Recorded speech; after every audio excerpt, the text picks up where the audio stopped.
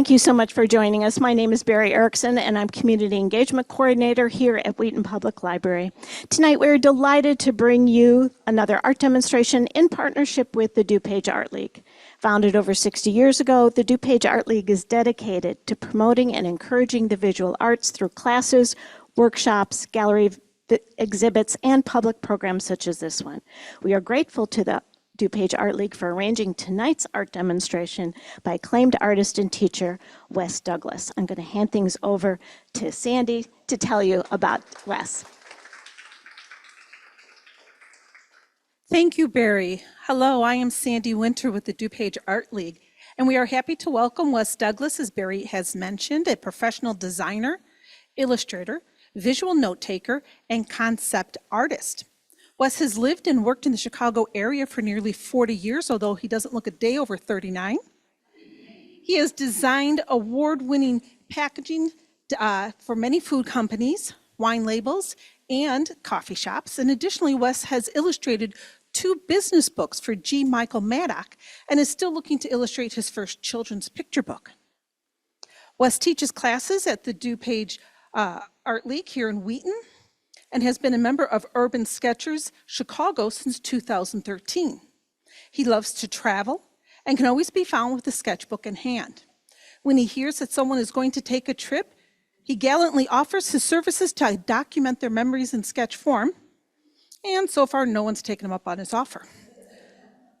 Tonight we are fortunate to have Wes share his tips and tricks for taking your sketchbook and art supplies with you on your next trip. Please join me in welcoming Wes. Welcome, Wes. Now, Wes, you and I talked. We're going to do something slightly different this evening. You're going to share some information with us, and I am also going to be interviewing you with questions. So I think we're going to have just a plethora, that's a vocabulary word for us tonight, a plethora of information on how we can follow in your footsteps with this. And if anyone in our in-person audience has a question, please understand it has to be spoken into a microphone. So if you raise your hand, Barry or I will come on over with the microphone for you to go ahead and ask that. All right, Wes.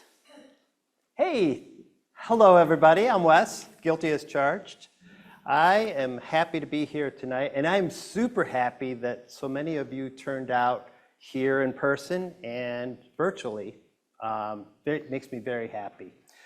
I spent a lot of time preparing this, so I'd like it to be worth it. So anyways, not only did you arrive here in person, but you came here with a sense of curiosity, which is perfect for what we're doing here tonight.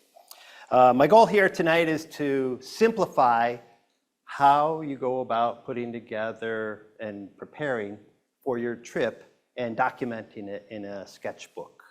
That's what I'm about tonight, and I hope you find it as enjoyable and as fun as I do.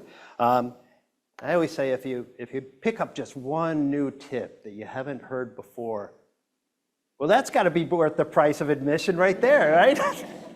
Okay, well, cool. I do love to, as Sandy said before, I do love to travel and sketch interesting things. I'm an urban sketcher at heart, which is what we do. We see things and we sketch and we document it. Usually there's a story attached to our sketches. And this is a perfect extension of that. There's a big difference when I go on a trip between snapping a ton of photos and spending a little bit of time sketching a few different objects, a few different scenes. One of the things is when you snap pictures, you're just kind of like capture as fast as you can. And then when you get home and you're like, yeah, you kind of swipe through them and you don't really look at them that close. But when you take the time to sketch something and you spend half hour, an hour or more, and you're sketching and you're coloring, you tend to remember it a little bit longer, a little bit better. And that's one of the reasons why I like sketching when I'm taking a trip as well. Plus, you know, when you get stuck in the airport, it gives you something to do while everybody else is going, oh, my flight is delayed. So it's a fun thing that I like to do. Suppose all of you have a trip coming up. It might be to Geneva, Switzerland, or maybe it's to Geneva, Illinois. Either way, you have plenty to think about without having to worry about what to pack, what to bring, what art supplies, what half of your art studio you need to bring with you, and you try to leave most of that at home if you can help it, and hopefully I've got some tips to help you with that. So let's see, any questions so far?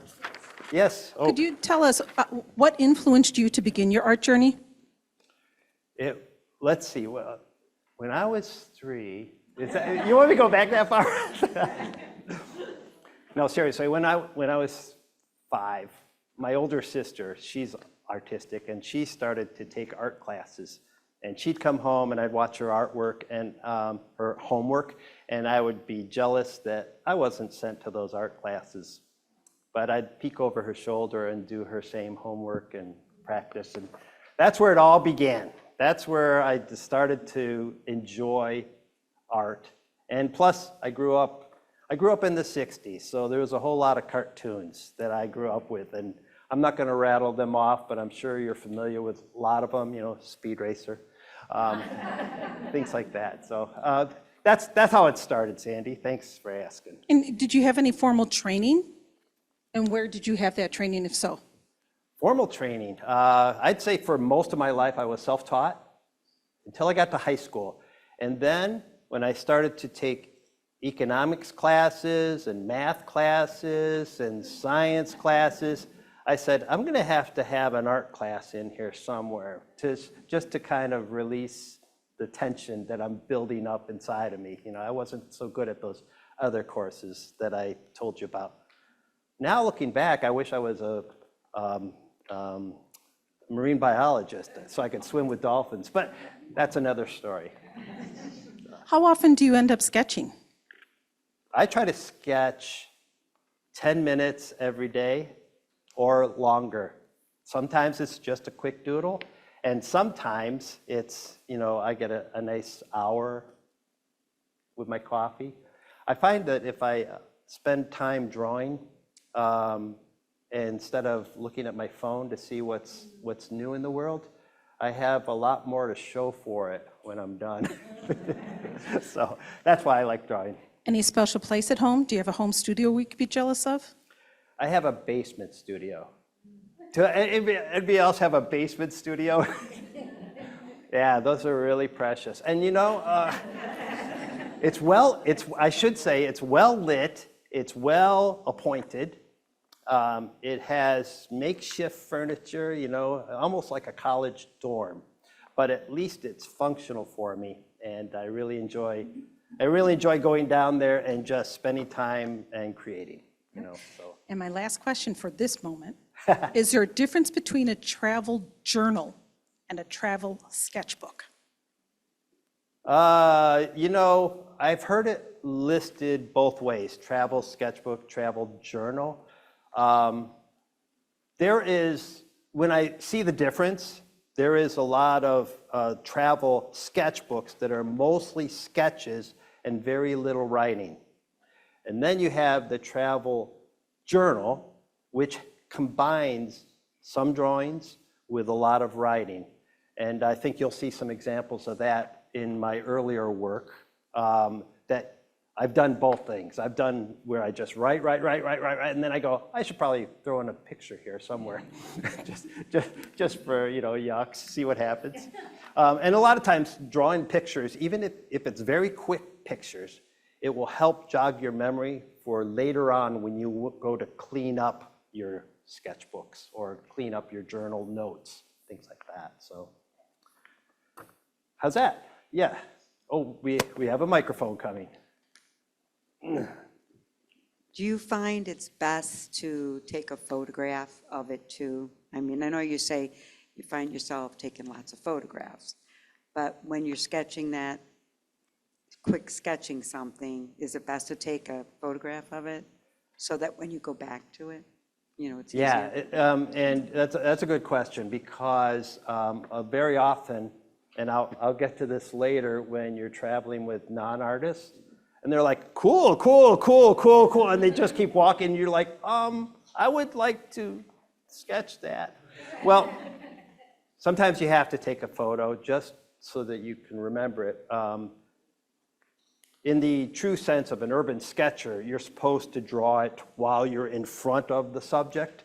When you're travel sketching, all bets are off. You have to do what you have time for, and sometimes it involves start a little sketch, start a rough sketch, and then be able to do a cleaner sketch of it later if you'd like, add some color, and you might need a photo just to remember all the things that you missed during that fleeting moment where your group kept moving, you know, so.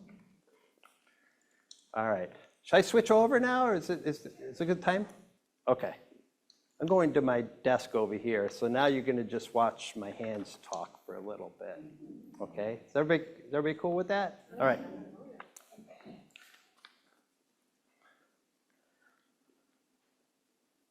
All right, I love using slides, but in this particular case, I decided not to use slides.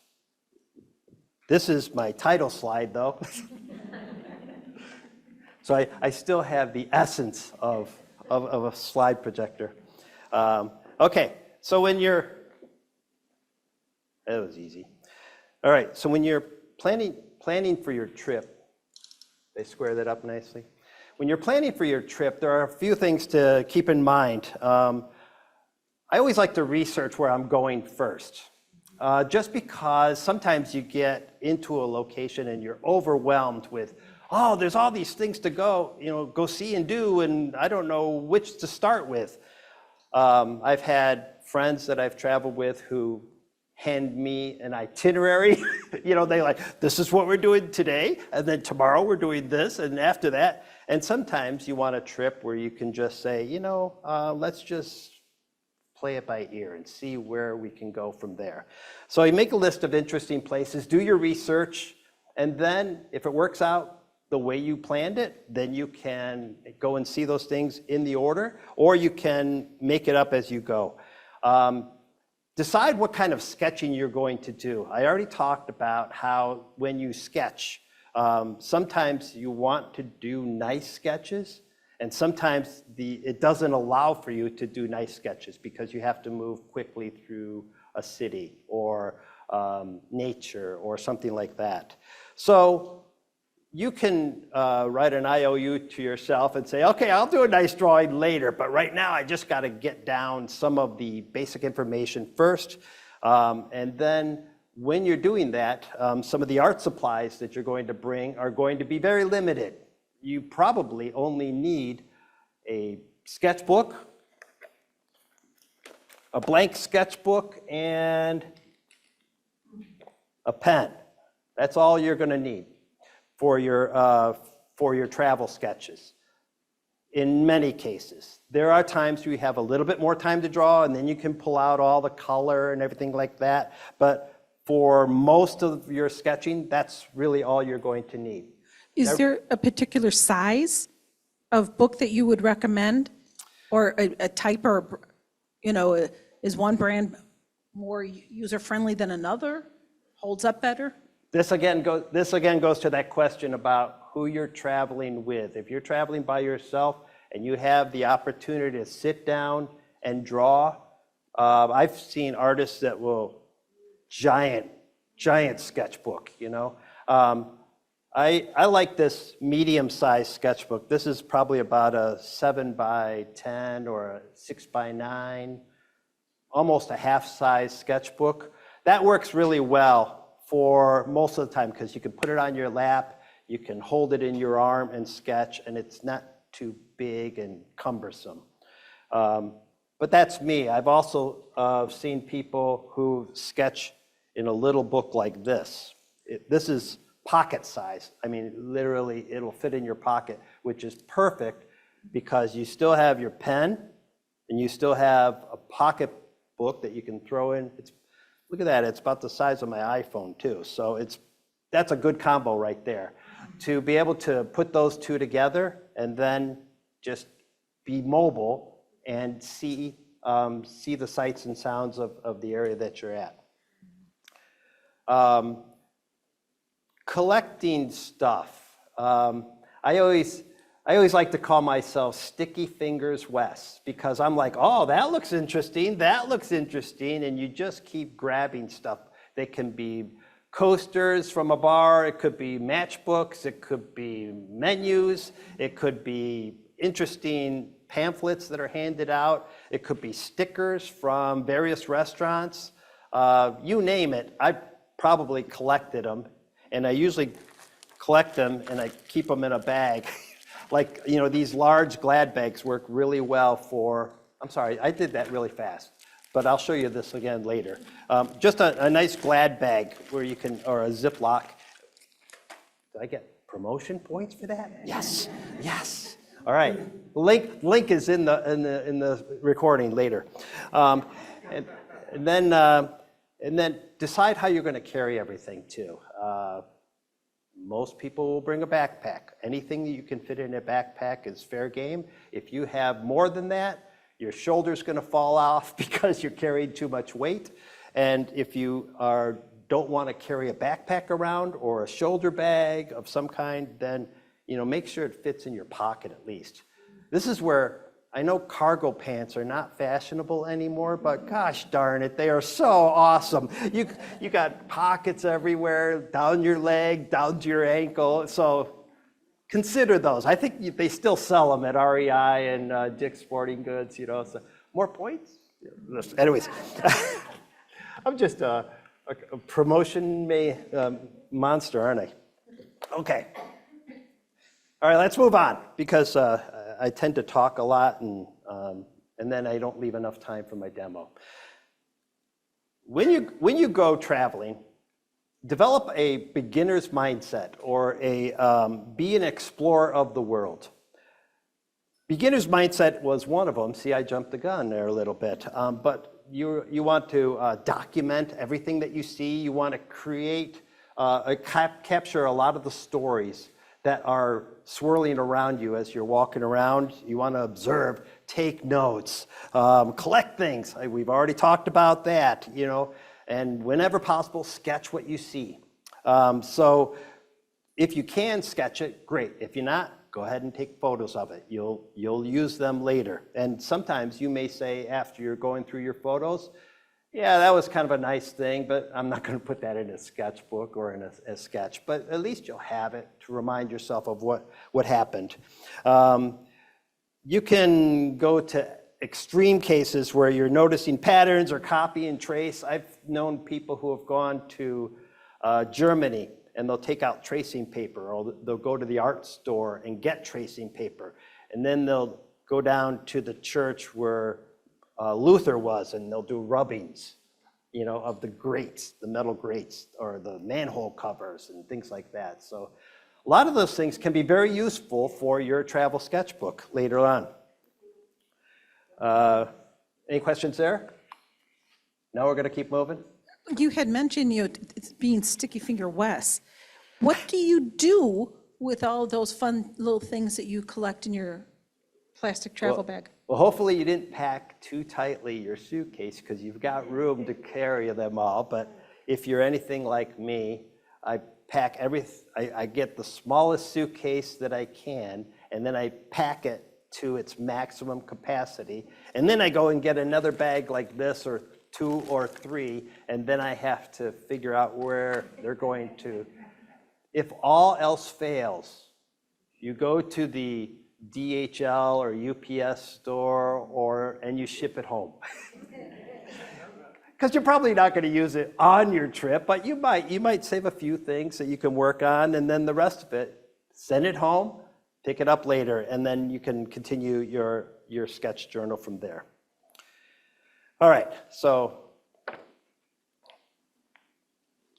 now we have to talk about what kind of sketch journal you're going to have. Sketch journals can be all kinds of shapes. I'm going to start by showing you my very first sketch journal, or travel journal. Disclaimer here, I should tell you that this was when I was 21 years old. So there might be some things in here which are not age appropriate, because that's what a 21-year-old does.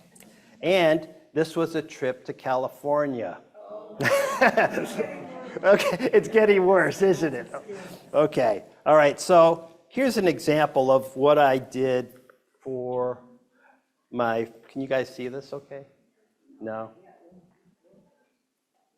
All right, let me describe it. This is a popular thing that they like to do on social media. They'll show you a picture, but if you can't see it, they'll describe it anyways. So this picture, we flew on a budget airline called Capital Airlines. I don't think they're around anymore, but Frontier is kind of the same thing, and they're not going to give me any points for promoting them. But when we arrived in LAX, the plane landed and it bounced, and then we stopped suddenly. And so the drawing that I did is the airline landing on the landing strip perpendicular to the direction that they were supposed to go. So that was how we all agreed. I think the pilot hit the runway sideways. He must have, because it was sudden. It was all our heads jerked up against the headset and things like. Yeah, so that was a fun way of capturing that trip. Let's go to this side over here. So this is us riding on the roller coaster. And so this is a great example of sketching. I didn't have this book with me on the roller coaster. I should tell you that much. It's probably fairly obvious. But at the same time, this was the group I was traveling with. And I think this might be me, my long hair at the time, you know. But we're all trying to take camera pictures while we're on the roller coaster. And, you know, the first thing that happens is you're trying like, okay, don't lose the camera. But at the same time, you're just like, okay, let's video. So this guy up front is videotaping our reaction to the roller coaster. So, okay, all right. When you were in Hollywood at the time, you got to go to the Tonight Show studio. Now, of course, you have to go to New York for the Tonight Show studio, but at the time, this was fascinating to me. Can't see it? Oh. For those folks in the room, we are trying to set up a different TV, and we'll roll that in as soon as we can. So we're working on the issue. Can they see it virtually? They can see it at home just fine. Okay, good. I was worried about I had to describe every one of these things. Hold it up? Can you hold it up for us? Okay. All right. That's the Tonight Show studio with Johnny Carson not there. But it was kind of cool because all the curtains were drawn back. All the curtains were drawn back, and you could see how big the stage really was when, you know, Johnny doesn't have his curtains pulled. Well, it could have been Johnny, it could have been Joan Rivers, it could have been, you know, any number of hosts, David Brenner, all the other hosts that he had in place of him at some point or another. Anyways, that was kind of cool, and that's another way that you can do your sketch.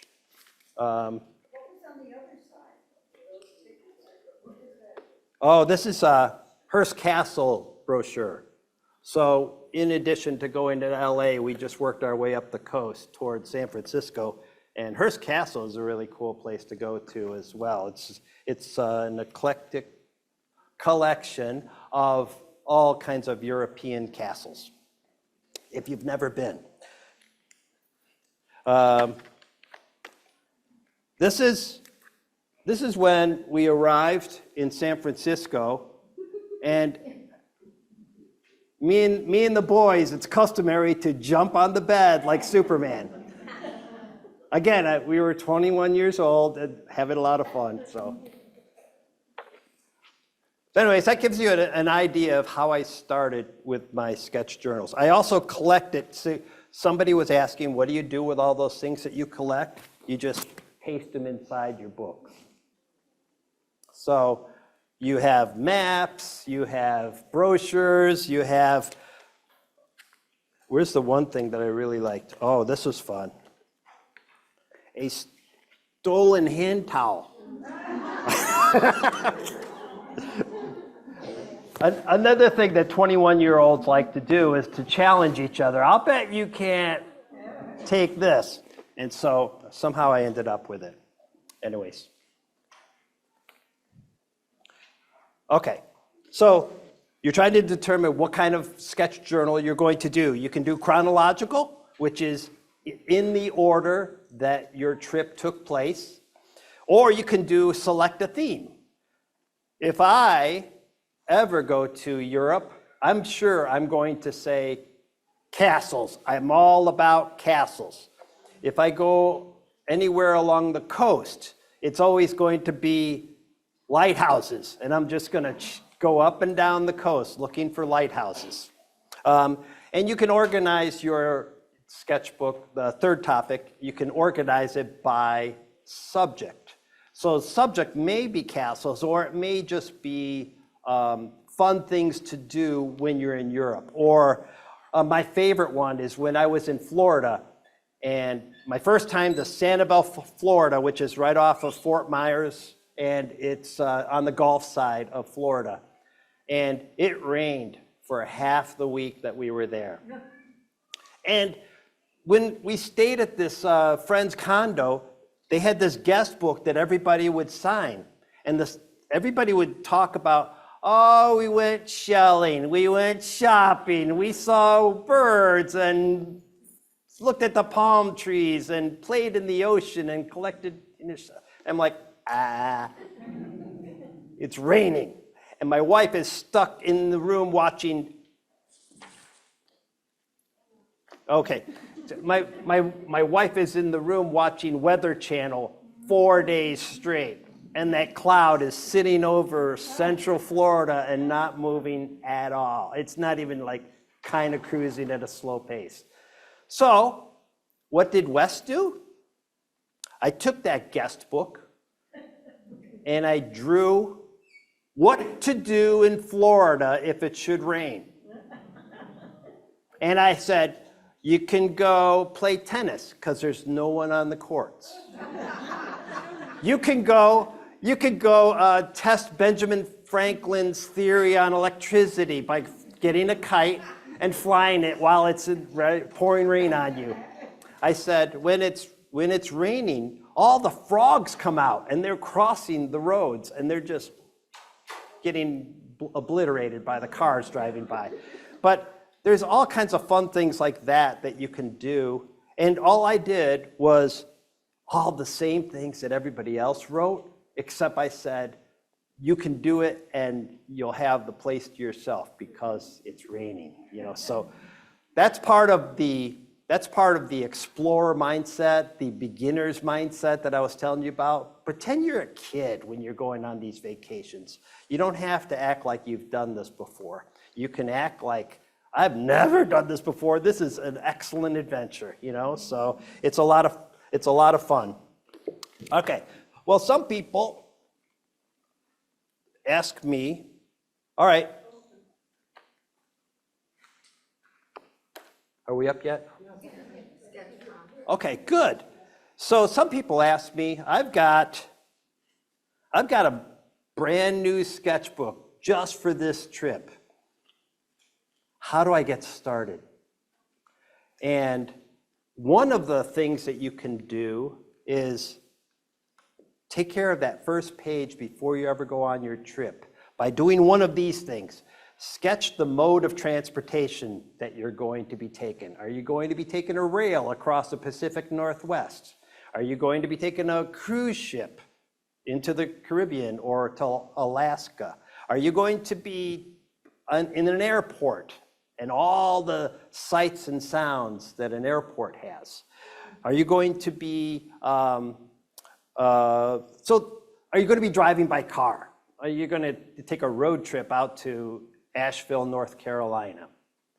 These are all places I've obviously been before because I have them committed to memory, but that's a really good way. You can either be like my son was at the time and have a blanket over his head watching a video on the TV so that the light, bright sun doesn't disrupt his video. Or you can look around and just say, you know what? I've never seen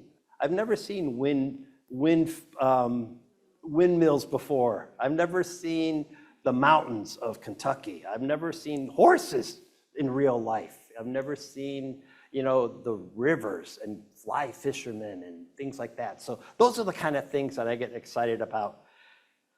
Sadly, I haven't been on a trip in several years, so I'm like, you could tell I'm jonesing for a trip right now. Other things you could do to start your sketchbook is to collect maps or redraw the maps of where you walked.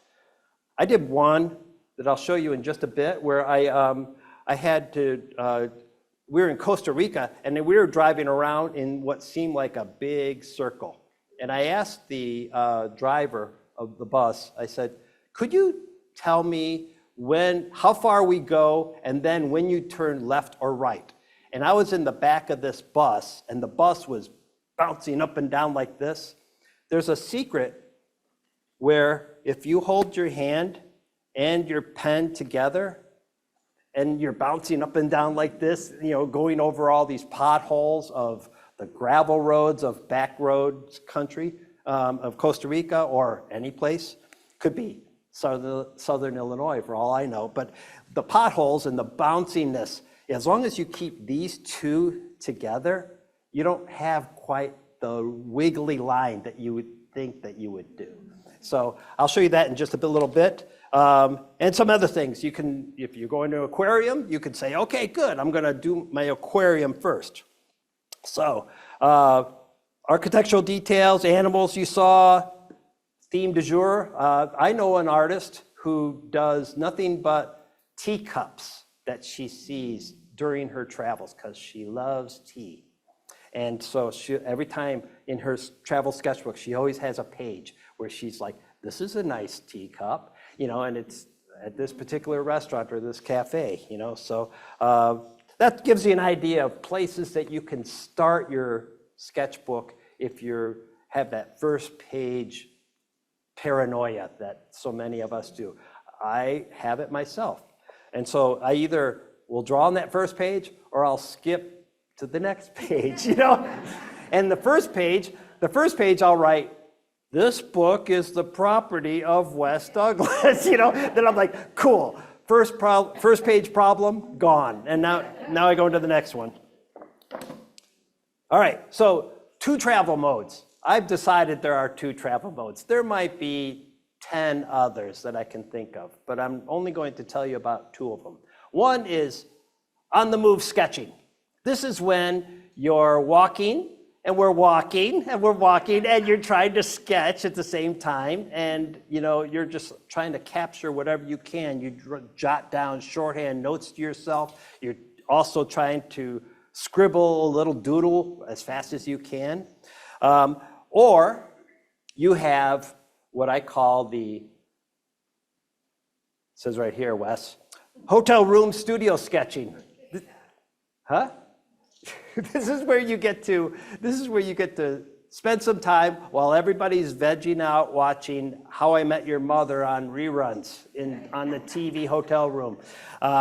You can sit there and go through your pictures and say, okay, I remember that, or I sketched this little doodle, now I want to spend some time and clean it up.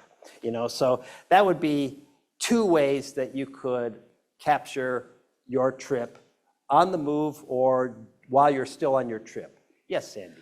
When you are sketching, do you do your sketch in pencil and then go over it in ink later, or are you one of those brave ones who go straight for the ink?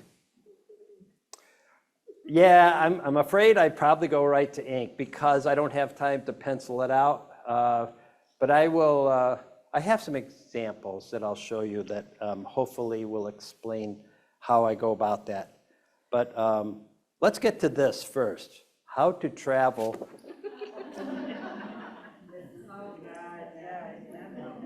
Does this look familiar to anybody?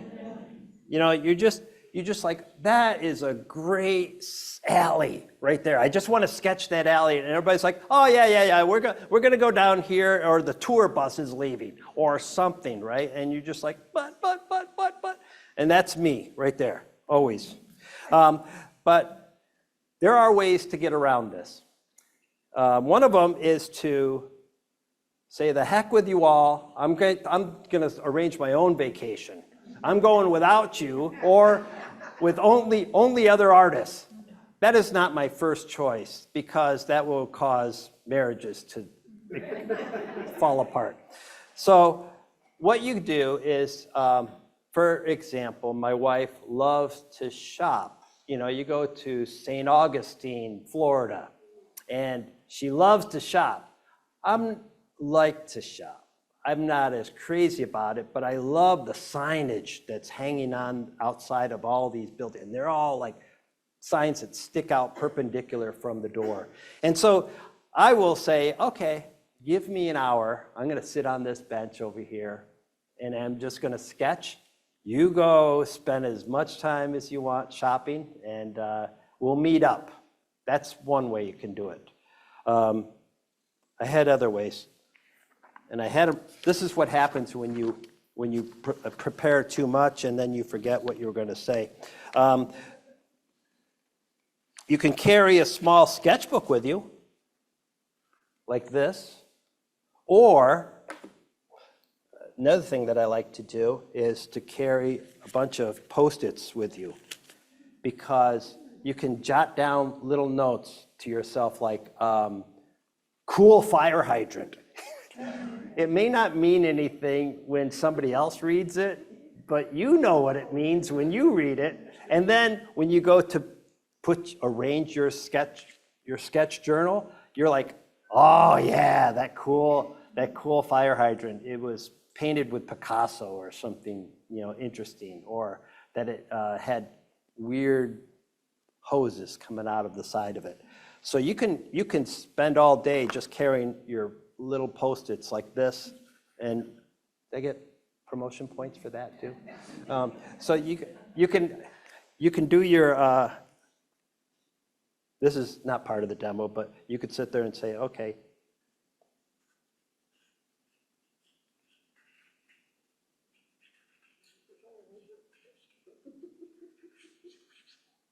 Cool fire hydrant. That's what that's supposed to be anyways. So, but to me, that would be like, okay, well, that's cool. Now, the next note I write to myself is juicy croissant. This makes no sense to anybody else who reads this, but it doesn't matter, because these sketchbooks, these notes are for me. I will make sense of it when I go to put my book together later on. Wes, if I can interrupt for just a moment. Someone from home is asking, I'm concerned if I try to sketch or take notes while walking, I might trip. Have you ever done that? That's a very real concern. And I have seen people on their phone texting and walk into a fountain. But they seem to do really well with that peripheral vision, you know, so I think your concern of tripping might not be as real as you anticipate that it will be, because you tend to be, you know, careful as you're walking, and sketching, you're not doing a fine frameable piece of art. It's more notes to yourself anyways. Yes. So when you do a Post-it of the fire hydrant, do you also take a picture then, so you can do a more detailed sketch and colors and? Yeah, that might be the fastest way to do it. You know. I mean a photo. Yeah. Take a quick reference photo. That way you get all the colors right. You might even get the shadows correct. You know, and the context. You know, you might want to also see, you might also want to see how it fits into a larger scene. You know, it was in the middle of an alley, or it was right outside of a restaurant that smelled like grapes, you know, or something like that. These all happen to me, so. When you are sketching, do you include everything in the scene, or do you edit, you know, what's important? I am very selective. I'm all about simplifying. So if I have a whole scene, I won't necessarily have the time to do a whole scene. But I also know that if I do a whole scene, it probably means I had a lot more time while my wife was shopping than I thought I did, you know. So then I'm starting to crosshatch, and I'm starting to add shadows, and starting to add, you know, people and cars and trees. When you do that, adding those people and cars and things that are going to move, how do you handle the fact that when you started sketching that person, they were in one spot, and then they moved, or they changed their position, traffic changed, et cetera? Do you remember this picture right here? This was people that were moving.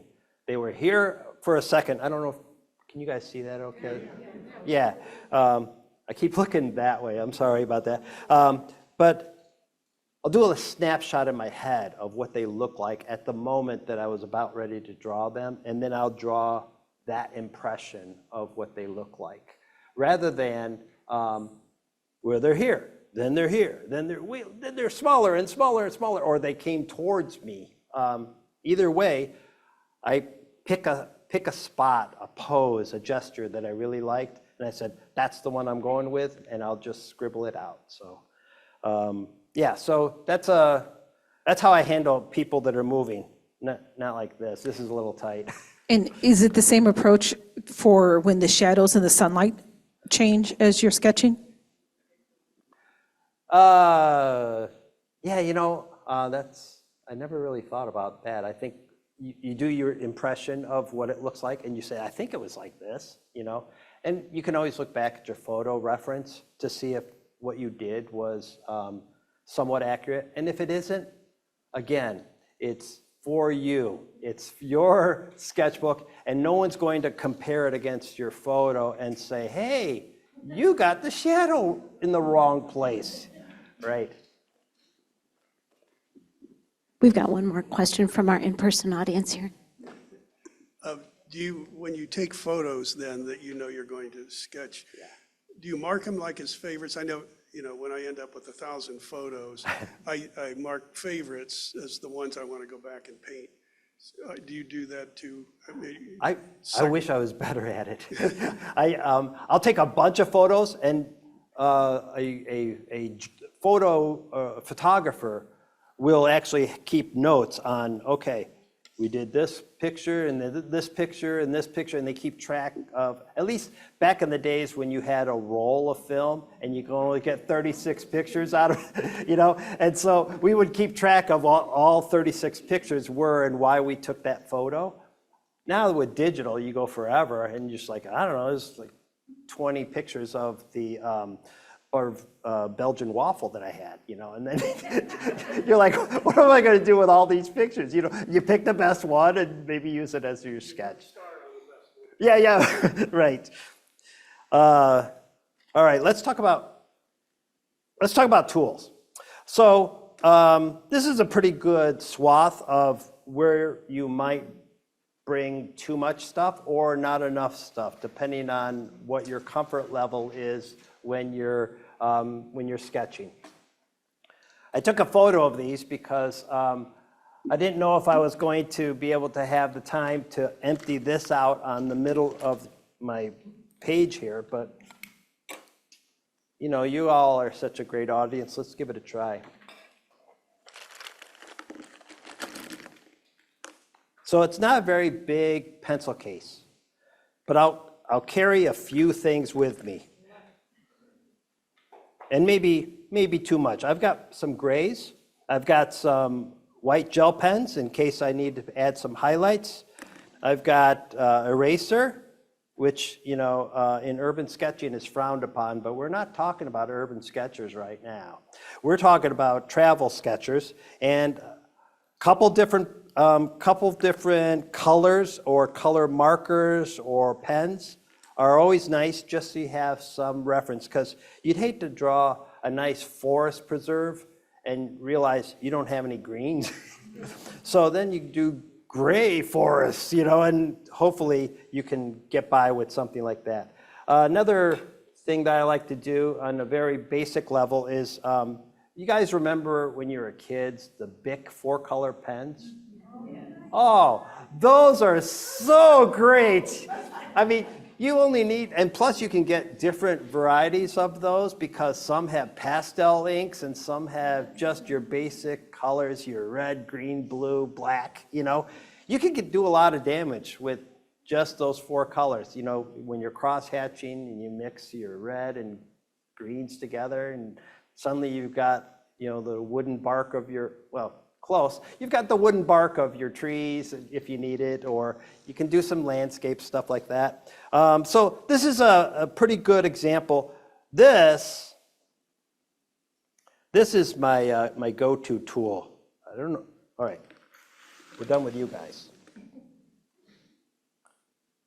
This is, I use this as a representation. I can't imagine that all of you are going to find this exact pencil holder with this fat lead, but you can find a fat lead or a large lead graphite holder at Blix and Amazon. And so these are really good. I rarely, if ever, sharpen this. You see how blunt it is? It's like a pointed marker or bullet marker. I use this because this allows me to block in a sketch without having to worry about detail. In my urban sketching class, I'm always talking about draw the box it came in, which is a shorthand for blocking out your scene. You just want to make simple shapes for your scene, and then you go and do the details.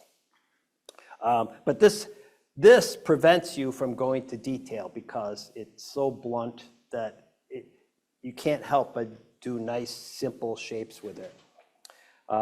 Okay, so what do I got now? Questions on that so far? Okay. I want to show you some of my other sketchbooks. I wanted to get to some of that too. We'll get to more tools in just a second. This was a trip that I made to Disney World. It was my son's first trip to Disney World. So he's a wee little bitty guy that just barely made some of the rides. But this was the coaster that was in the room.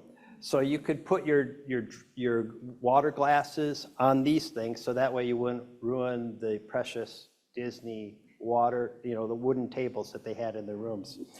But I grabbed those things and I'm like, I could use that for something, And do you guys all remember that whole phase in the 90s called scrapbooking? That was a great phase. I never did scrapbooking, but I used a lot of their tools, their stencil punch outs and things like that. So when you flip through this is where I start to combine sketches along with photos and anything else that I found. See, my little guy.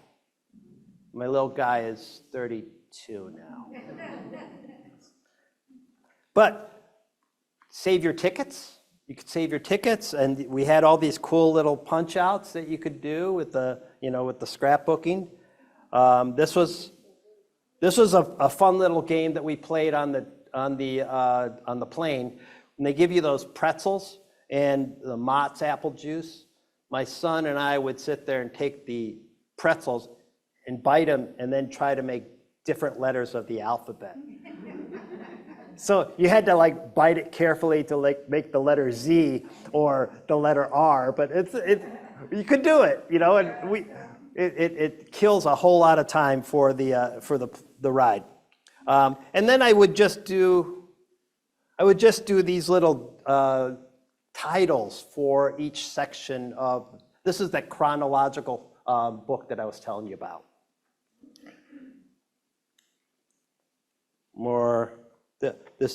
Any of you remember? That's the year that they were celebrating one of their many birthdays. So the Cinderella's castle was completely engulfed in inflatables to make it look like a birthday cake, which was kind of cool. And then, oh God, look at that guy. Then there's, we went on the Dumbo ride, which I didn't have a camera. Well, this was kind of from that area where I was taking pictures, but I didn't take picture on the ride. And the teacup ride, there's no way you're going to take a picture while you're going on that thing because you're just trying to hold on for dear life because between my son and I, we wanted to see how fast we get the cup spinning. But I did manage to draw a picture of, the Dumbo ride. So this is another version of a travel sketchbook where you can add photos with sketches and some type as well. I'll have this for afterwards if you guys want to see it, or we'll maybe do some scans of it for the online people as well. This, Tigger. We have an audience member here, Tammy. She knows how much I love Tigger. So this was me beaming about Tigger. We got to meet Tigger, like grow up. But in Disney World or in Disneyland, those are the one places where you can be a kid again. So anybody who tells you to grow up in Disney World deserves a smack. So, all right. I'm going into other sketchbooks because I want to hurry up and get through these examples before I do my demo. I'm not in a hurry. I'm not rushing you guys. You guys stay, drink your drinks, stay as long as you'd like. The lights aren't going out yet. Oh, yeah. Well, we'll get to that later, too.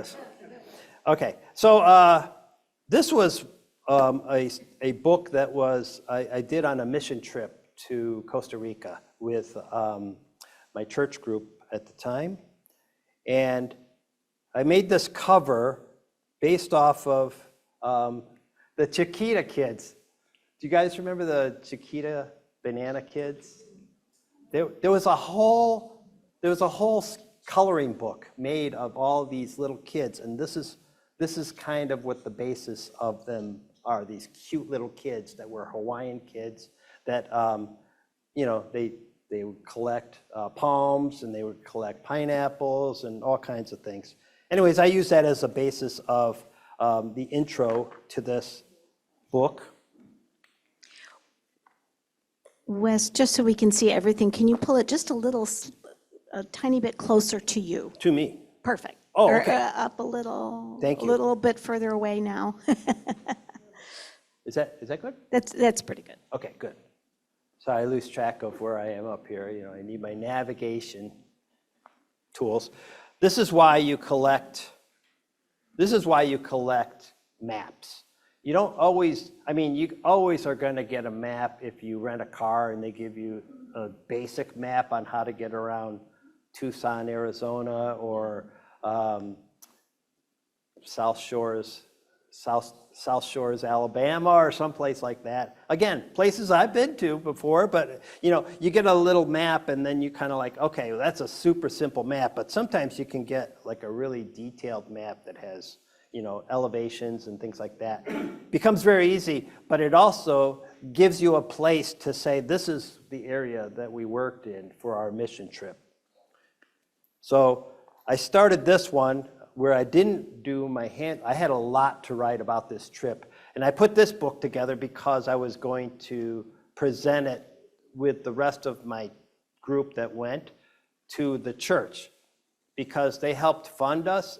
And somebody in our group says, we should probably show them what their money what their what their donation got, you know. So we all kind of put together these really nice sketchbooks or travel books in order to help them understand and maybe relive the trip that we were on.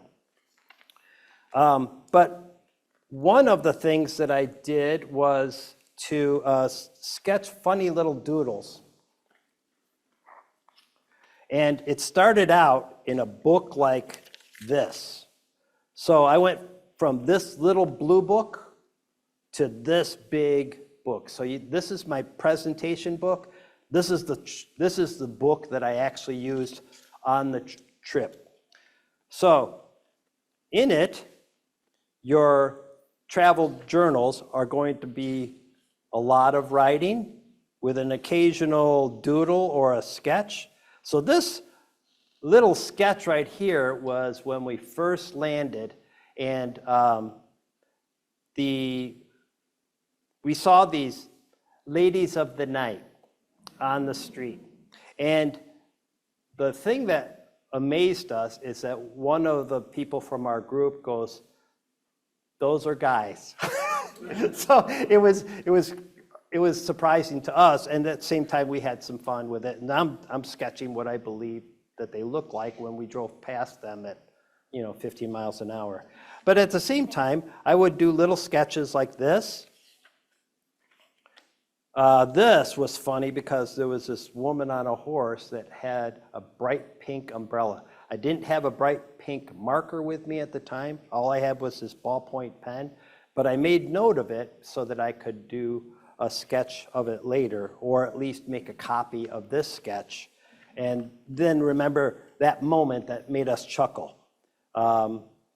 Moments where we were playing around with the Nicaraguan children. Nicaraguan, in the Costa Rica where we were, in the banana plantation, it was Nicaraguans came into the country to work the plantations. And so in the villages, we all got to spend time with the kids and help them do different kinds of things. Can you see this little drawing right here? Does it help if I get closer, or is it worse? Okay. I'm just going to leave it right here, and I'll let Barry zoom in if she wants. So remember I told you before about sitting in the back of a bus, going over potholes and bouncing up and down and drawing at the same time? This was that drawing. And he would say, okay, 12, 15 meters. I'm like, okay, meters, because I'm still used to miles. I'm one of those slow conversion Americans still, and I'm still trying to go metric. But at the same time, I wrote out all the things, and whenever he drove a distance and said, okay, I'm turning this direction, and we went this far, that's the drawing that I went, because I was convinced that all we did was do a big loop. And I thought when we got to the very end here, all we had to do was cut through the field and we'd be back at the same road that we started with, and we got pretty close, I think, but it was a lot of funny. And then this is the plane that goes over and dusts the crops that goes through. So I took this sketchbook and, wait, I have to show you one more thing. I was in the Sunday church, and the Sunday church is a shack that has wooden board benches, with log cutouts that held up the boards. We were sitting on these things, and in Costa Rica, their church services are 2 hours long. 2.5 hours long, because it's the one time that all the families come together. So I'm sitting in this church with the rest of the community, and I realized that all the kids in Costa Rica are also getting stir crazy in church, just like they do back at my church in Glen Ellyn, where they start talking and they squirming and they're like, "Mom," and all those kinds of things that you think only happen in the church that you're in. But apparently it happens there too. So what I did is I had this sketchbook with me.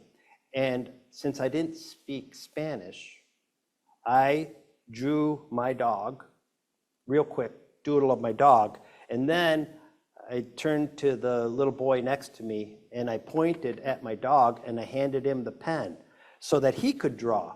And then he drew this, and then my little sketchbook went from person to person to person throughout the whole congregation until everybody drew what was important to them. And you could see they all drew their houses or what their house looked like, and even cute little drawings of them or my familia or family. And then sometimes they turned it upside down, but this was crazy. One of the dads drew a horse, which I thought was really, really kind of cool. The main thing that it did is it kept all the kids quiet because they kept looking at the sketchbook that was coming around and they were thinking about, what am I going to sketch when it comes my turn? So anyways, this is how I started. This is the on-the-move sketching. And then you get to this where you have some time to put together your drawings. And here, ladies and gentlemen, is our work site. This was the work site that I didn't draw while I was in Costa Rica. I drew it after the fact, but I took plenty of photos so that I wasn't in the air at all or up on a hill doing this. I just kind of imagined this what it looked like. But I was over somewhere here. I was over here while some of the girls in our group were painting these iron beams. I was taking those beams and bringing them across so that the crew could weld and bolt up these into this community building over here. So I was the mule team going back and forth. But I enjoyed it. But this was like the one picture that I wanted to show you out of this book. And there are more, but there are a lot of photos too. All right, let's go to the highlight of our show. Wes, before we do that, I have just a couple more questions about materials or tools, since we're kind of in that section. Yeah. Someone asks, you mentioned a white gel, probably a pen or something. Can you clarify what that might be in your toolkit? Okay. Yes, I can. So very, very often I will do a sketch where I have like say for example this. Well, let's do this so it's not so glary. Do this nice picture, but I want to add some highlights to it. So I will use this jelly roll or any one of these white gel pens that will color over my color markers or color watercolor markers, color pens, things like that. I want to add some highlights to it so I can use this gel pen to do the highlights that I would not be able to do if I was just trying to leave white paper in order to accomplish that same effect. Because these pens are nice and thin, so at least you can get some good detail. You can get highlights on the leaves, you can get highlights on the water, and I won't do that here. Otherwise, you're going to do this kind of effect here where you're trying to leave the paper white to create your highlights. So there's different ways to go about it. Sometimes with these pens, it's a little faster. Is it permanent or watercolor? Someone's asking if it's permanent. Yeah, I think it's water-based. So, but I think it dries permanent. I've never been able to dissolve it after the fact. I haven't tried, but at the same time, I know that once it dries, it doesn't seem to be bothered too much. It's almost like an acrylic paint that's in here.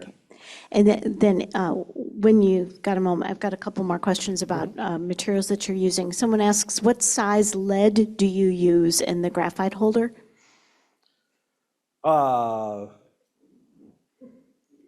This big. No, I actually have no idea what size this is. It's the one that came with it. But when you go to Blix, when you go to Amazon and you find these thick lead holders.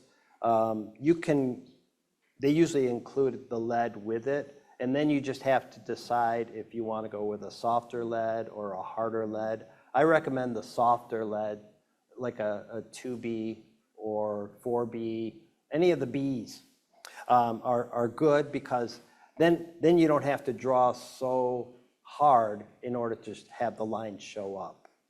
Right.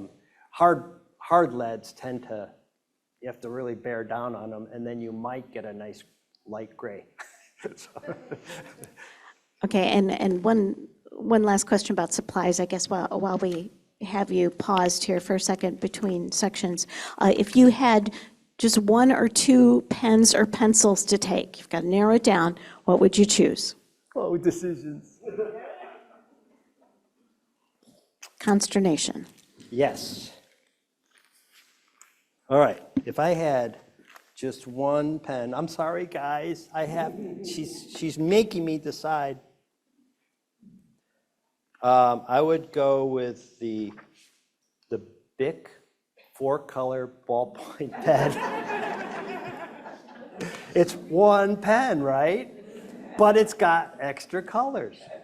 Or I like these Sharpies. These are really, really nice. I know some people like microns because they're archival quality.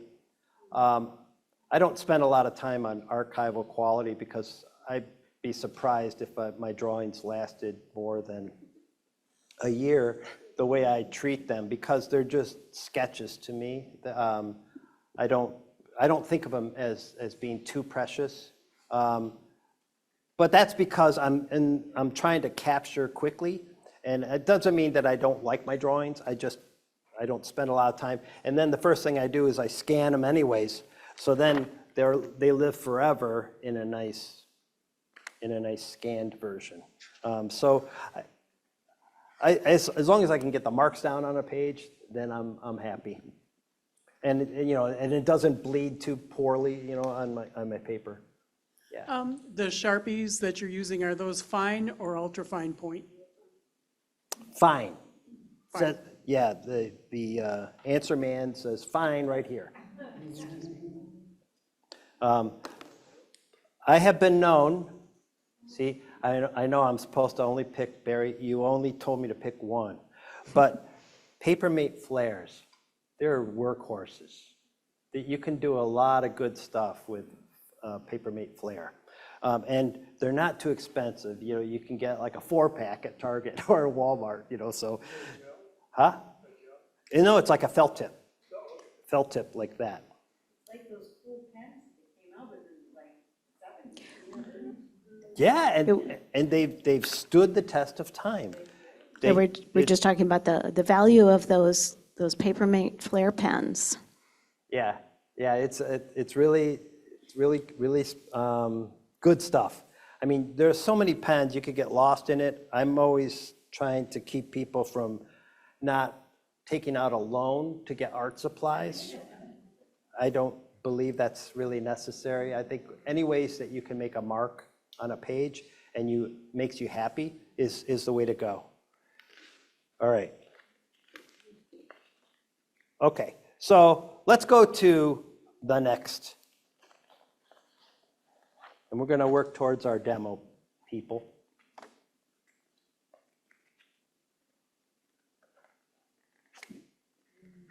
Going to have a blank slate here underneath.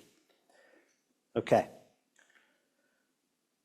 So this is an example of a sketchbook that is about 8.5 by 11. And then when you open it up, it becomes a nice 11 by 17, which gives you a lot of canvas. This is good for when you are hotel room sketching, hotel studio sketching. There are lots of things that you can do with it.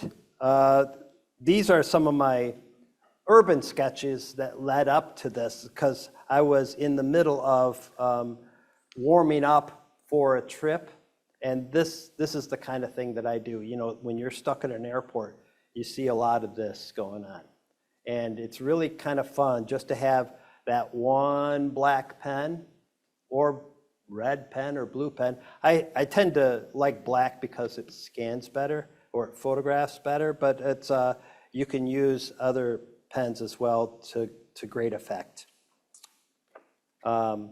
This was using a not an ultra fine, it was a fine point Sharpie. That's not the fine point that you saw before, but it's like the one that everybody uses to mark the side of boxes or, to say, okay, this is lasagna from Tuesday, on the Glad bag. So this is the kind of thing that I'll do. I spent a lot of time riding on trains into all the way to Elmhurst from Glen Ellen. So I had all of 7 minutes to be able to pick somebody and sketch them. And so this was the result of, all right, scan, you win, and start sketching them. This particular guy I thought was interesting because it was like 20 below out. And he gets on the train like that, shorts and a hoodie. And I was like, whoa, and no hat either, So I'm like, there's all the heat going out, at least it would be if it was me. More urban sketches that eventually become travel sketches depending on what mode you're in at the time. This is a good example of a travel type sketch. This is where the sketch tells the story. So I went to see this pianist, Jonathan Heno, at the Fulton Street Collective. And this was the scene that I had. I was going there with a bunch of other artists. This piano player was completely surrounded by other artists, all with canvases, some with clay. I saw one artist who was melting crayons to make wax portraits. And this is the view that I got because all the other artists had been set up since the afternoon. By the time I got there, I got against the wall. In fact,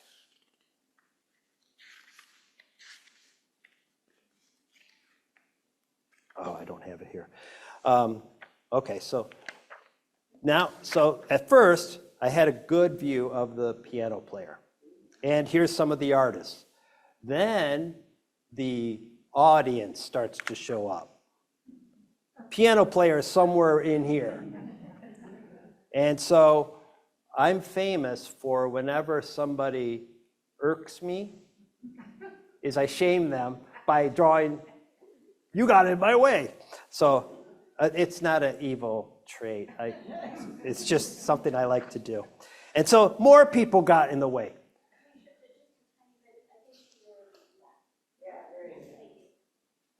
Okay, thank you for that.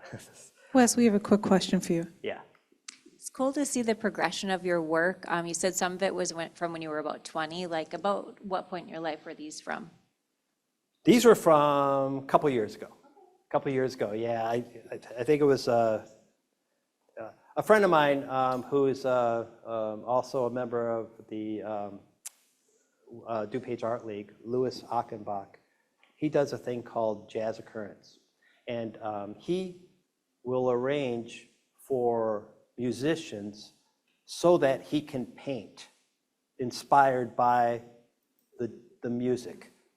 And he has all kinds of musicians. This was actually a very pleasant piano player, Sometimes he has some very jazzy things that sound like practice sessions, where everybody's just doing their own thing and instruments are piling on each other. But this was kind of a nice one, and the Fulton Street Collective is certainly one of those places where you can get a lot of stuff. And whenever music happens, it tends to inspire at the speed at which I draw too. You can tell these are a little scribbly compared to some of my other stuff, but when the music hits me, then it's just like, see how fast I can go, because the tempo is faster. Fulton Street Collective, no shortage of fashion statements, like purple hair. This was not from the Fulton Street Collective, but it was a memory that I had as a kid. We all used to play kickball on the street, and then, or sometimes people would play, stick hockey, stick ball, and then all of a sudden you'd hear, car! And that's what this was about. Because you could see the kid here, he's got ready to pitch the ball, and then this is the batter, and she's all of a sudden, everybody else here in the outfield can see the car just turn down the street, So everybody's got to walk off the street, wait for the car to pass. How can someone whose penmanship is not as nice and neat as yours get similar results? What do you recommend? Take my class.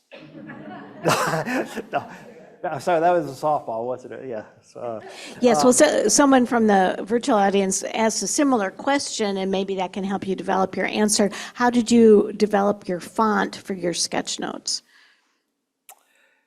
I am classically trained when I got to college as a graphic designer, and I spent a lot of time tracing typefaces because these were the days before the Mac came into existence. So whenever you did what was called a comp or a layout to show what an ad would look like or a package design, we had all these type sheets, Zipatone, Letraset, all kinds, and we even had font books from, places like Pearson Type, and they would give you all these fonts, and we also had a copier, so you could always go larger, larger, and then keep making the fonts bigger until you get the size that you need, and then you trace out the headline that you wanted.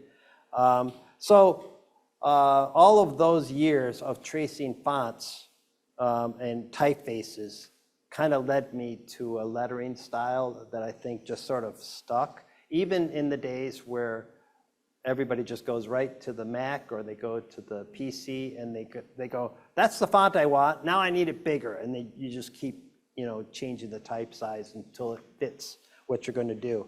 But I wouldn't trade it for the world, just, having to trace all these types, then it allows me to make headings for my different sections of the books.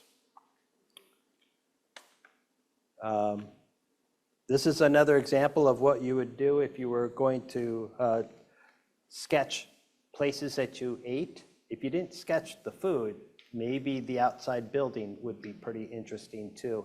And so everybody's familiar with Superdog, with Maury and Flory up on they recently came off of the building because after 75 years, they needed some cleaning, and so they've been fairly weathered. So now, when you go there, these two are in the spa someplace, and they're getting cleaned up and repainted. So that is why, when you have the ability to sketch something, you've captured a moment in time, and then it stays. And even if in reality it has changed, then you still have that memory from your sketch. All right. The last trip that I took was to Mesa, Arizona. And this is the quasi-travel sketch journal that I did after the fact. Do you remember this here? This was the sketchbook that I did while I was there. And so I sketched, you could sketch anything when you're on these trips, anything that interests you. So I sketched the pool because it was 50 degrees in Mesa, Arizona, and you couldn't do anything in the pool. So I'm like, well, it's pretty pool. So, but what I really liked about the pool is that they were close to a little airport. You see this speck right here? That's an airplane. That's a little airplane circling around to come to land in the airport, or they just took off. And there's a lot of pilot training that happens out of this airport. And so when I sat by the pool, not dangling my feet in the water, but I could at least hang out in the lounge chairs. I'd see these little planes circling around until eventually I decided I need to go check out that airport. This is also, this is a B2B. B2B are one of those places where a homeowner has extra rooms and they rent it out. And so we got to spend time in one of these rooms. This was not the room we got to spend in, but I thought it was kind of cool. It was like a pool house that somebody got to stay in this room. A couple from Wisconsin, actually. Sometimes you find interesting things like this.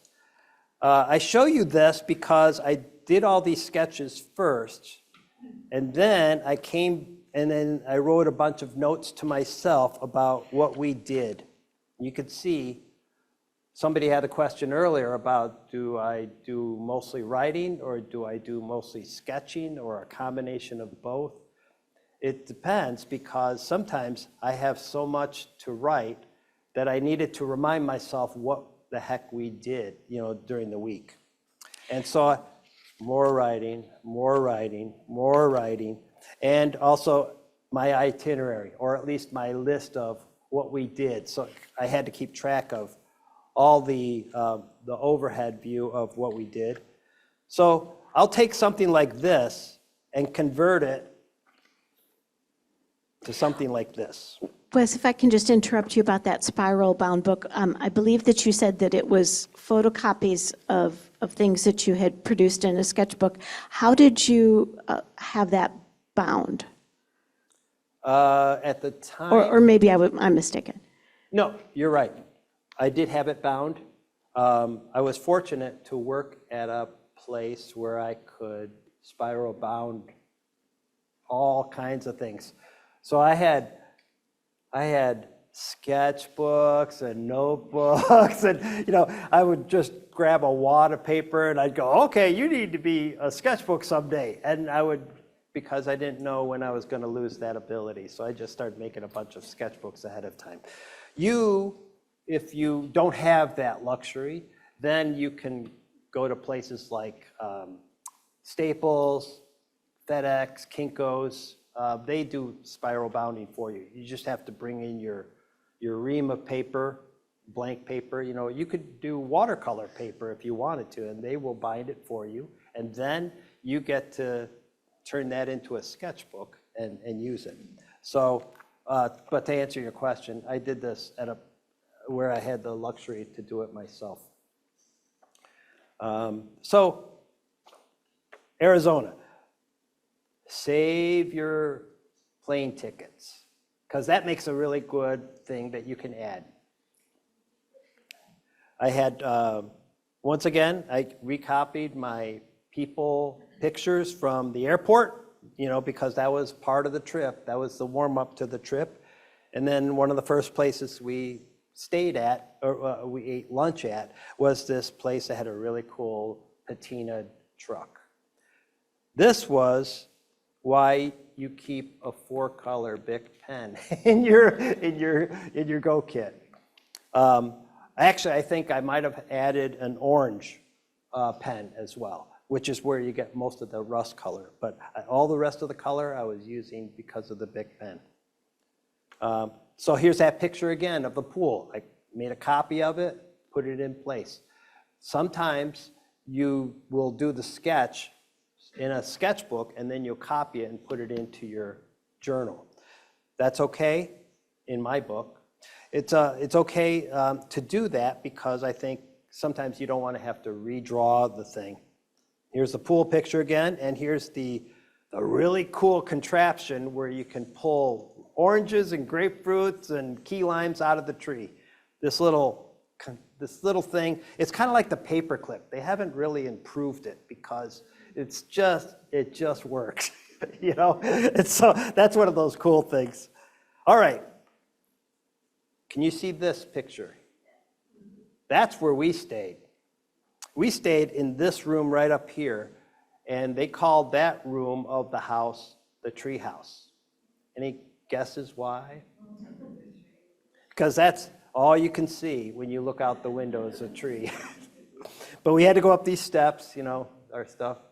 What city was that This was in Mesa, Arizona. She asked what city this was in. This is Mesa, Arizona, and this is the place that we stayed at, officially known as the Villa Sendero number 17. That's the name of the street they were on. Cool thing about southern climates is these giant tortoises are everywhere. They're almost as popular as the oranges and grapefruits and everything, trees all over the place. This one happened to be the pet of the place that we stayed at. Some more photos where we ate and stayed at. There's a map that I drew of the hike that we did up to the top of Camelback Mountain. If any of you have been to Phoenix area, that's a good hike. And, you know, all in a space of about 18 inches wide, you know, just the trails. Ladies and gentlemen, this is my wife. She made the trek, and I thought at several times she was going to tell us, turn around. I can't do this anymore, because it was a little hard for her to work in elevations. But she was a trooper. She went all the way to the top, and then this up here is all of us survivors who made it to the top, you know, and we're all like, the funny thing is, the whole trek up the mountain, your phone doesn't work. You get up here to the top and everybody's like on their phone, yeah, I made it to the top. Somehow the cell tower is closer there than it was before. Sometimes you run across historical events that happened during your trip. This was one that happened to us. This was when Kobe Bryant had passed away from the helicopter crash. So I made note of that because that's, again, it's a piece of time that happened during our trip. Chuck E. Cheese on a motorcycle. I don't know if you can see that. No, that's what we called him. It was there's motorcycle helmets now have these things that you can put over the top, and they look like mouse ears or rat ears or something. And this one cracked us up. So a lot of combination of photo, sketch, and written word that went through here. This is our commercial break. This is has nothing to do with Mesa, Arizona, but it happened to be a sketch that I did that I really liked from Shawnee Mills, Oklahoma. So why that's in here, you know, like everything, we need a commercial break. And here we are back to Mesa, Arizona. I'm a curious fellow, aren't I? But this is a pretty good idea of what it can look like when you can set up your drawings several ways. You can do your drawings first and then fit your type in the spaces between your drawings, or you can do all of your type first and then fit your drawings in the spaces. So it's like one or the other, or you can kind of arrange it where you have a combination of the pictures and the word, and you kind of work with some layouts. So I had some layouts that I was going to show you, but this is our rent-a-car, and this was one of the trails that we hiked. Here's a cool thing. I discovered this last year. When you are looking to gain extra space on your travel journals, you can do this little thing. You take one of your pages or two of your pages, fold them in half like this, and all of a sudden you have this really cool reveal that happens. It's kind of like an insert in a menu, a restaurant menu. But you can also, it gives you these columns that you can write. Someone once said that the human eye tends to read better in these short sentences than a full sentence all the way across the page. So by breaking it up into these short columns like this, it becomes a little easier to read, and it gives you this nice area where you can save space for your sketches. some layouts. I'll go through in our demonstration some layouts. This is practicing all your type. All right, so not everybody's going to get these results, but I've been working on this for a while. I've been working on graphic designer, I'm tracing type, and I'm writing, and we came from an era where you had to print neatly. That even says on the applications, print neatly. So we have to do that. I was at the DMV today, and I had to print neatly, and I'm like, oh, I got this. I went like this, with these curvy rows. And they're like, try again. Okay, so let's go to my demo. I think it's time for some wine. Somebody finished my wine. Who drank it? Who drank it? Okay, all right, so I'm just kidding. This was a day trip that I went to Galena. And the reason I went to Galena is because this label was one that I designed for Galena Cellars. And Galena Cellars had a celebration that they do, their Nouveau celebration, where they reveal this wine and everybody can purchase this bottle of wine. I thought it was really special. So that was the bottle that inspires this. So I decided I would make a sketch journal out of that day trip to Galena. I think we spent all of maybe 4 hours, 6 hours there. It wasn't very long, and I could have spent longer, but I had to get back home. So this is a collection of some of my assets that I can use. This is a collection of more assets that I can use. And these are some of my tools that I get to use as well.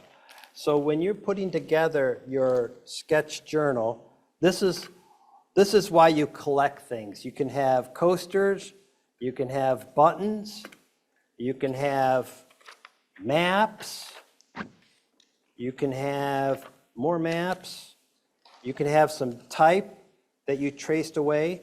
Let's go back to that question about what you do for tracing type. In today's world, you type out what you want on your computer like this, and then you print it out, and then you can trace it onto your sketchbook if you don't want to do something by hand. That's a nice cheat way to do it, but you know what? It's your book. You do you. So you get to do whatever works for you. You don't have to be a typographer or anything like that. Sometimes you do something by hand like this. You can work with that. So look at all this stuff, and this is what your table looks like when you get started. You also have a little book like this that has all of your notes. These are all of my notes for my day trip to Galena. That's a lot of dang notes. But I was trying to get all the details in, all the things that were going through my head because this was such a special occasion, I mean, they're showing my wine around town. And furthermore, they have posters with my drawing all over town. All right, so we have a bunch of this stuff. Now how are we going to put this into a book?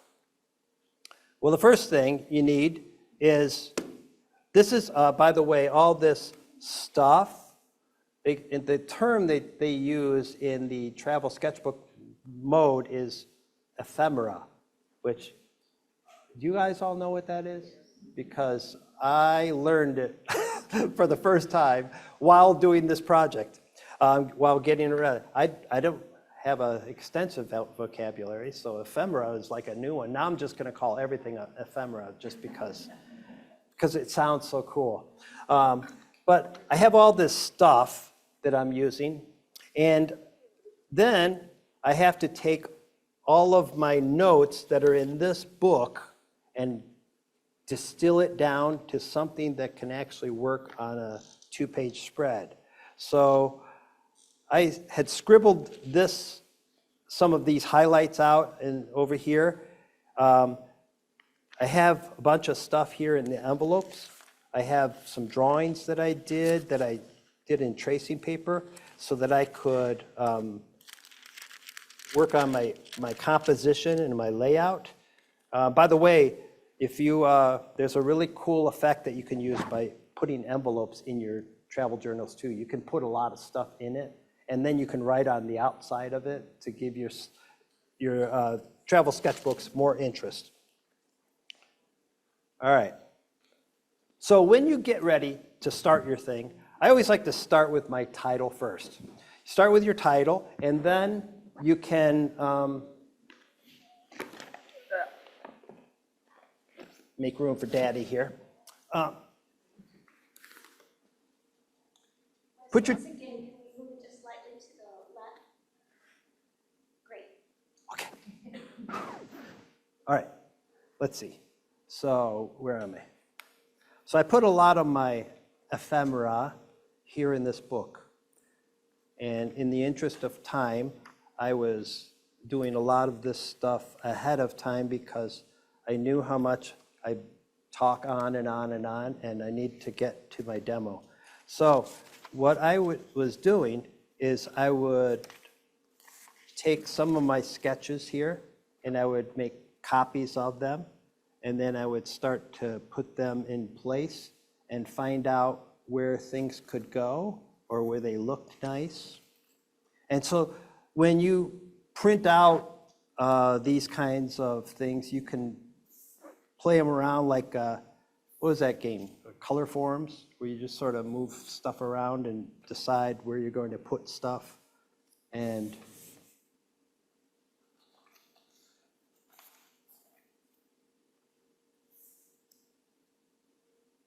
so once you get to a place where you like where things are going and you still want to do a sketch, and you still have places where you can do a sketch, then sometimes being able to put things where you like them might be a good idea.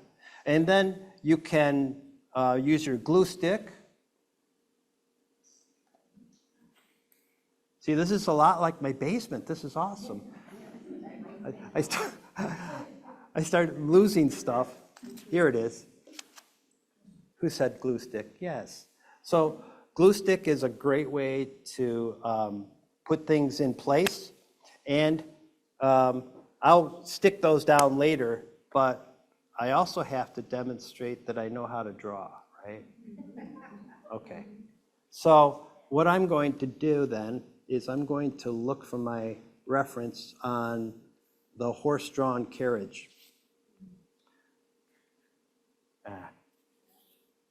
I know what it looks like. All right, let's do this from memory. Any of you draw horses? Can you help me? No, I'm just... Okay. So I have a bunch of people here that I need to put in a parade.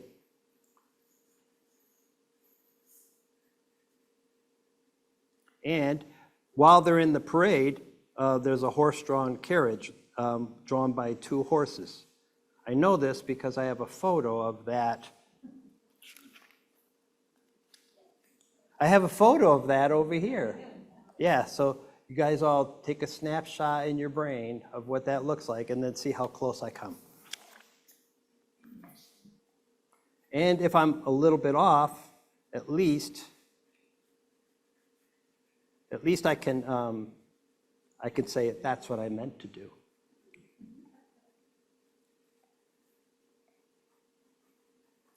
My horse drawing story goes back to my oldest sister, Barb. She would always be really, really good at drawing animals, and I was terrible at it. I shouldn't say it in the past tense, maybe I'm still terrible at it, but you go to Cowsley Zoo once in a while and you can really study some animals in their semi-natural setting, and you can get some really good effects and study their anatomy, muscle tones, shadows, things like that. Does that look like horses to anybody? Yeah. All right. I'm game if you're game, so let's go ahead and, so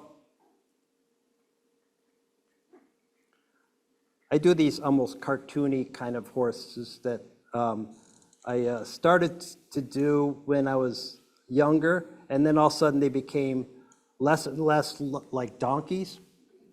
And so I was like, okay, I think I've got it, and then I would ask my older sister to correct me on it.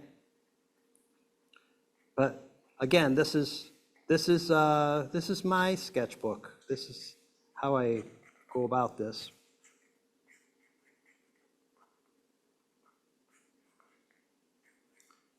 Horses have these really funny joints. I had I have a lot of stories, don't I?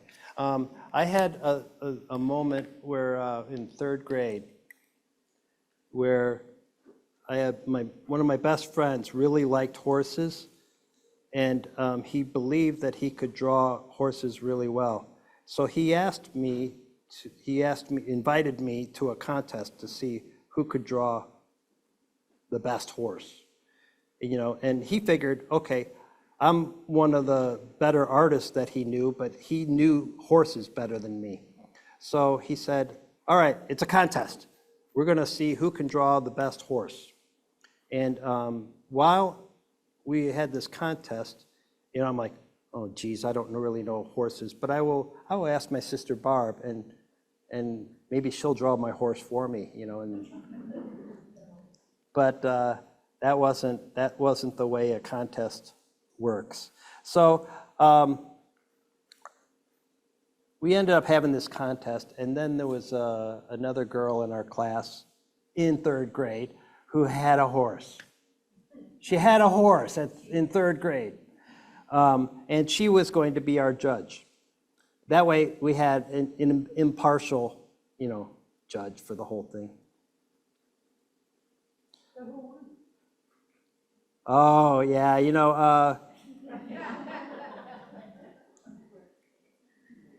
we all got participation trophies. I really don't know whose was better. I felt really pretty good about mine, but I have no idea where that drawing is right now, and I'm sure that I would probably be appalled at what I drew at the time. But at the same time, I'm proud of it because I remember it represented a moment in time that was really special, and the fact that my friend decided that he was going to knock down the king, or what he thought was the king. And not that I thought myself was a king, but he thought, okay, that's the guy to beat if you're going to learn how to draw horses.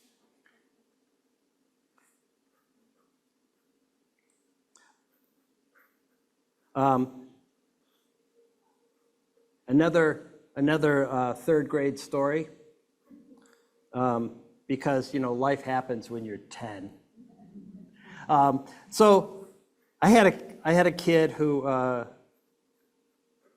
always admired my drawings, and he was always trying to figure out, much like people do today, they're always trying to figure out, what's your secret? What is your secret? How come you draw so well?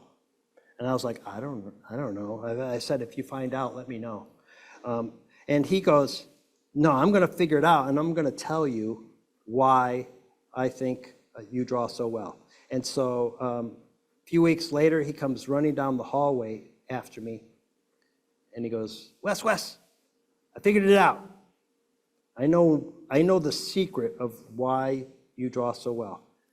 And I said, great, tell me. He goes, you always have a sharp pencil. And I thought that was great because I was like, that's it. That's the secret sauce right there. Just so you know, Wes, we've got about 15 minutes. Oh, that's a simple trip to, from Glen Ellen to Elmhurst on the train. Okay, thank you.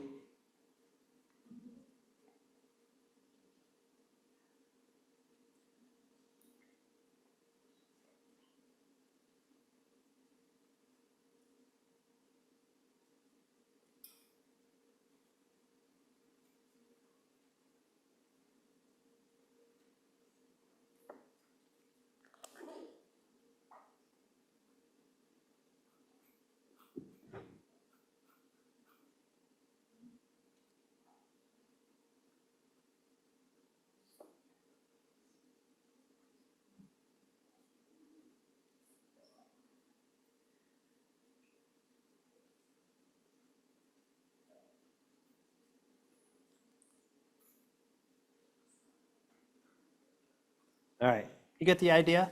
Yeah. But I want to show you a couple things.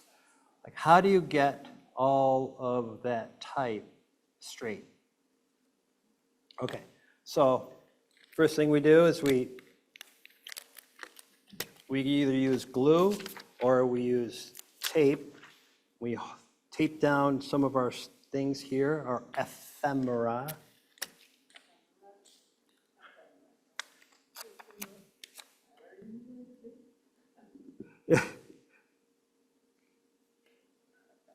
I fully admit that I might not be saying it right, but. Okay, so the backstory to this wine bottle. I work at a print shop now, and we print a lot of wine labels. And I told the president of the company, I said, my dream is to be able to design a wine bottle that our company has to print. Because I had a number of people at our company who were like, yeah, you're not that good of an artist. And I know they were kidding, but at the same time, I was like, I'm gonna prove them wrong. And so I really wanted to show them that what I can do will end up on something that we have to print. And I say have to because one of the guys was in pre-press with me, and he doesn't like designers. He always thinks everything, the artwork always comes in and it's wrong, and he always has to fix it, So he always gets this kind of this mode, where he's making fun of designers for not knowing how things print. Anyways, I took that to heart and I said, okay, I'm going to do it. Mark, the president, comes to me and he says, Wes, Galena Cellars is holding this contest for their wine label, their Nouveau wine label. He says, I think you should enter it. And I said, great, but I'm going to enter it as an independent. I'm not entering it through the company because I didn't want there to be a conflict of interest. So I entered the contest and I didn't win. That first year that I lost or didn't get picked was because a bronze statue of General Grant out of Galena, he was, the statue was being installed and the wine label that was picked happened to have Grant on it.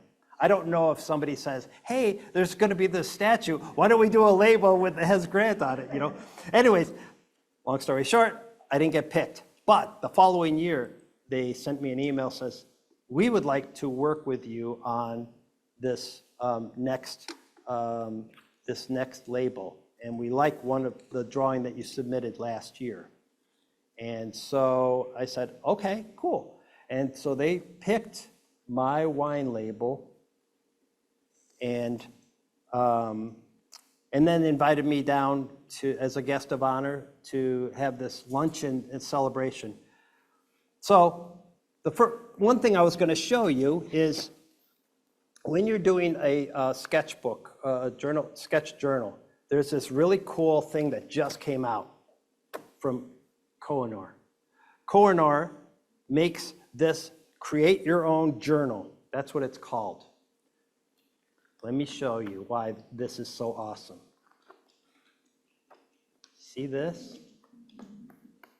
This is awesome because the hardest thing to do is make a bunch of lines or to figure out how you're going to do straight lines.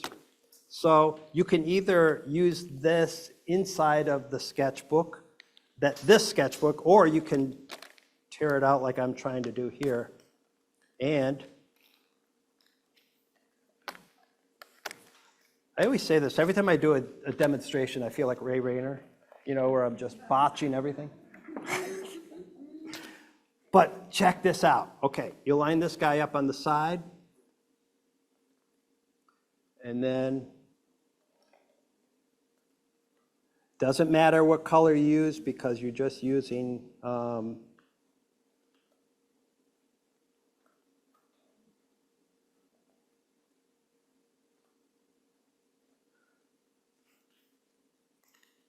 that didn't work so well.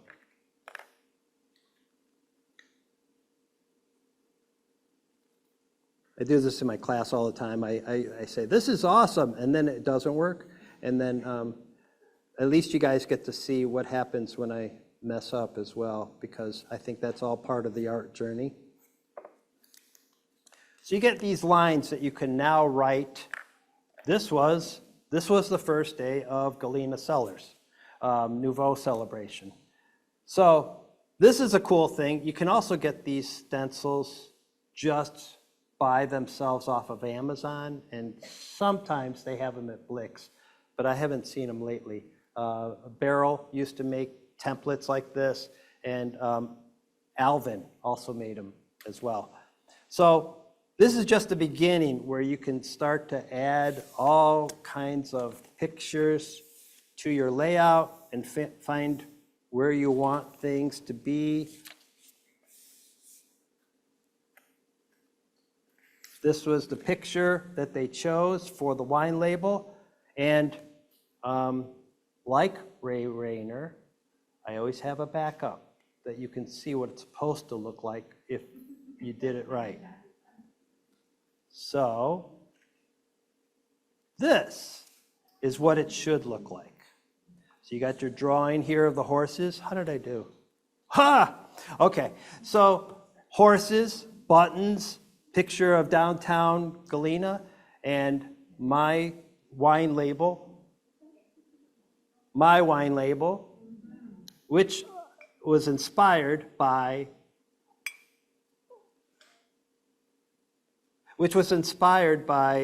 the ending scene of Wizard of Oz. When the wizard goes up on, he's like, and all the little people or the munchkins were all like, bye! Yeah, and that was the other thing. It's like I was playing around with grapes at the produce, and I turned it upside down, and I go, that reminds me of like a bunch of helium balloons, like in the movie Up, where the house lifts up into the sky. So Wes, just to clarify, the grapes inspired the balloon, the look of the balloon? Yes. Got it. Yeah. Thank you. Okay, so this is what it's supposed to look like. This is Eric and Britt. These are the two young people who now run Galena Cellars. It's a family-owned, they're like third generation. Their grandparents started it, then their mom started it, and then now they're running it. And it was this team here that chose my drawing. When you have a layout like this, and it's really so locked into a certain size, and you may not have enough room, I wanted to show you this. This is another option that you can use. Ladies and gentlemen, this is called the Concertina Sketchbook.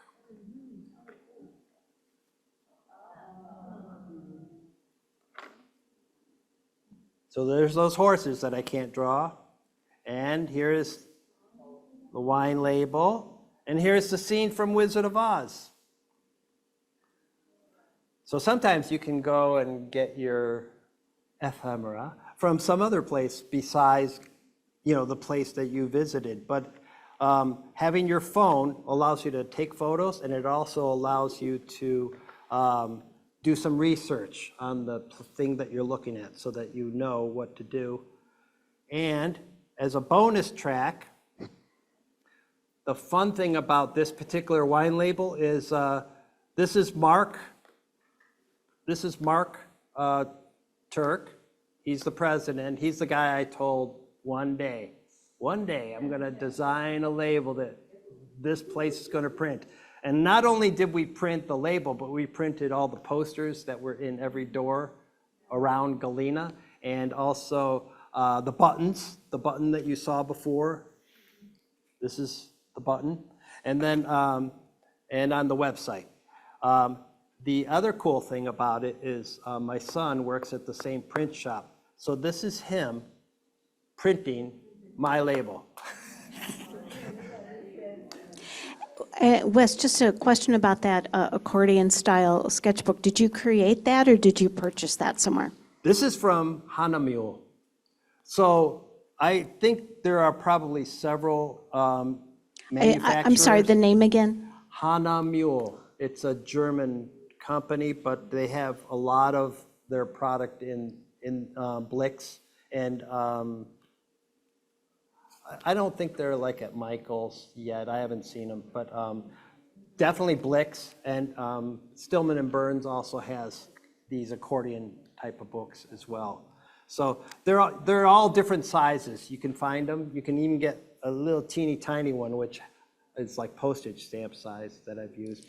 For our virtual audience, is there can you spell it out for us, the name of the manufacturer, or is it on the back of the book? No, I can spell it out. Great. And it's probably in the link I gave you. HAHNMUHLE.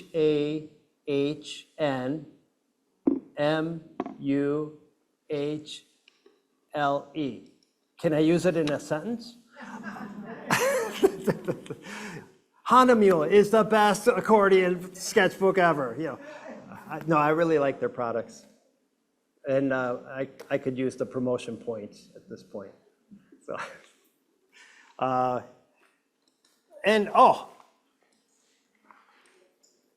As you're all getting ready and antsy to leave, because the library is going to start giving that announcement that we're almost closed, that's how you can see my work. Well, thank you so much, Wes.